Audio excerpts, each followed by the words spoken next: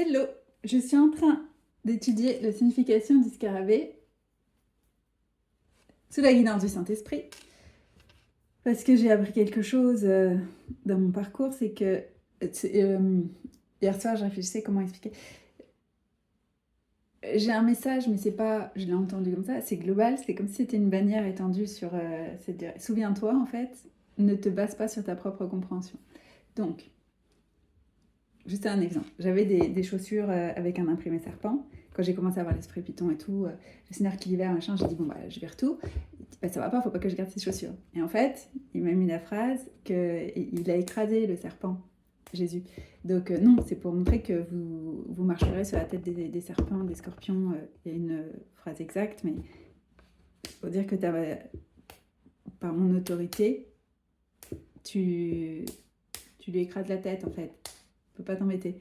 Donc tu les gardes. Mais moi j'étais faut que je les... Voilà, ça c'est moi. Euh, et c'est juste un exemple, mais j'en ai l'appel. Donc j'ai appris à ne pas me fier à mon propre jugement. Et donc je l'interroge quand j'ai un truc étrange. Mais là je le sentais vraiment positif. Donc c'est même pas un truc où je me disais faut pas garder ça. Euh, parce que les cultures, les empires, se sont appropriés des tonnes de symboles. Et ce que fait le Seigneur, c'est nous faire réintégrer. Il a tout créé. C'est le créateur. Voilà. On part de ce principe-là. Donc, ce qui existe, c'est par lui. Ça avait une utilité première. C'est ce qu'il a dit à Pierre dans le Nouveau Testament ne déclare pas impur ce que j'ai déclaré pur. C'est chaque chose a une utilité. Donc, il n'y a pas de... faut pas... ce qui ne va pas, c'est l'idolâtrie, c'est de faire confiance à un objet plutôt qu'à Dieu ou des choses comme ça. Mais quand il y a quelque chose qui vous fait du bien, c'est pas des animaux totems, c'est pas j'invoque l'esprit d'eux, c'est pas ces trucs-là. Mais ça représente quelque chose. Si vous mettez ce symbole-là sur vous, ça représente quelque chose. Donc je regardais et il m'a mis en tête de suivre la logique de la vidéo de Diane Neff sur ce qu'il lui a fait faire sur les honeybees, un type d'abeille. Et honeybee, c'est aussi Déborah dans la Bible. Et Déborah, c'est bon, le chapitre, je ne sais pas s'il est resté partout. Non, c'est Judith qui a été effacée, mais Déborah, normalement, elle y est. Donc, c'est une des seules femmes juges et prophètes. Et donc, il y a des femmes à qui il dit il élève des Déborah aujourd'hui et elles ont l'onction. Donc, quand il vous dirige vers Onebi, c'est aussi pour dire ça en fait. Il y a toujours des tonnes de. C'est plus que des tiroirs, c'est des niveaux. Donc là, je regardais Scarabée. Et en fait, il faut suivre le fil de la pensée. C'est pas logique. C'est pas comme ça qu'il fonctionne. C'est pour faire la démonstration. Donc, tu mets dans Google. Donc moi j'ai l'expression petit scarabée parce que quand j'étais jeune, les gens disaient petit scarabée. Je dis c'est quoi? Donc je tape ça. D'où vient l'expression petit scarabée? L'expression petit scarabée vient probablement de la série télévisée Kung Fu. Kung Fu est une série télévisée américaine en un pilote de 71 minutes. Et là, tu as plein de chiffres, tout ça, c'est pas pour rien. 62 épisodes, 50 minutes, créé par Ed Spinman, diffusé entre le 14 octobre 1972 et le 26 avril 1975 sur le réseau ABC. Là, il y a déjà plein d'informations. L'objectif, c'est pas de tout disséquer, c'est de regarder ce qui fait tilt. Je suis obligée de... Ed Spielman dit ça te fait penser à Ed Sheeran. Et voilà. Donc, du coup, tu pars sur les chansons d'Ed Sheeran, c'est tac, tac, tac de fil en aiguille. Rien que la période, ça c'est aux États-Unis, après il faut voir en France, mais quand est-ce que ça a été diffusé, mais même sans être. Ça a marqué les esprits. Et donc, 22 février. 22 février, c'est 222. C'est la série qui m'a fait faire sur 222.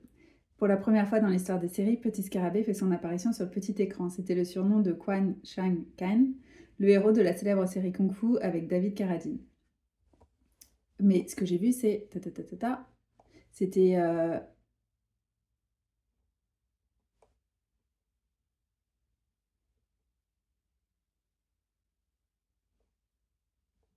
C'est parce qu'il était son apprenti. Il faut que je retrouve. J'ai déroulé plein de trucs et... Si, c'est ça, le petit scarabée. Oui, oui, j'ai oublié. C'était au tout début, j'ai commencé à lire en dessous. Dans autre question, la première réponse sur la page quoi, mais c'est juste les débuts sur Google. Une série télévisée des années 70 intitulée Kung Fu, dont le héros, élevé et formé par un moine Shaolin, avait reçu de lui ce surnom affectueux. Le petit scarabée est donc un jeune apprenti qui ne sait pas encore grand-chose, mais qui ne demande qu'à apprendre.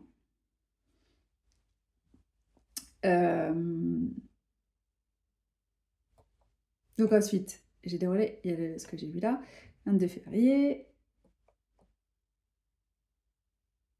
Scarabée est emprunté du latin scarabeus, à l'origine de scarabeus, le grec karabos, qui signifiait d'abord langouste, puis par analogie de forme, et parce que ces animaux ont l'un et l'autre une carapace extérieure, scarabée. Donc je lis langouste, je me dis tiens, est-ce que c'est le même mot en anglais pour homard? Parce que homard, Friends. Donc dans Friends, Phoebe dit à Ross et Rachel que ils sont le homard l'un de l'autre et que les homards ils ont un seul partenaire pour toute la vie et ils se promènent. C'est faux. Je viens de lire un article qui dit on s'en fiche, c'est pas le problème en fait. C'est la référence, c'est pour dire que. Donc, quelqu'un qui arbore ça, c'est pour dire mon cœur appartient uniquement à ma femme. En plus, il me sort le 22 février. C'est là où. Je réfléchis tout le temps à quel moment parce que c'est par rapport à Adam et Ève, mais c'est quand il est. C'est en 2,24 qu'il la reconnaît. Mais c'est en 2,22 qu'elle est créée, qu'il endort Adam et qu'il prend la côte pour faire Ève. Dieu. Donc, il y a une référence à ça. Ça veut dire en fait, je suis l'homme d'une seule femme. Et le petit scarabée vis-à-vis de Dieu, l'apprenti, c'est pas encore grand-chose, mais qui ne demande qu'à apprendre. C'est juste les états dans lesquels on passe, mais c'est pas forcément petit en plus. Donc, mais j'avais ça en tête. Il me fait réfléchir là-dessus, et du coup, c'est des choses que j'ai entendues autour de moi, et je savais pas pourquoi. C'était pas moi qui me le disais, mais c'était des expressions qui étaient utilisées. Et je savais qu'il y avait une référence aux arts martiaux, mais je savais même plus d'où.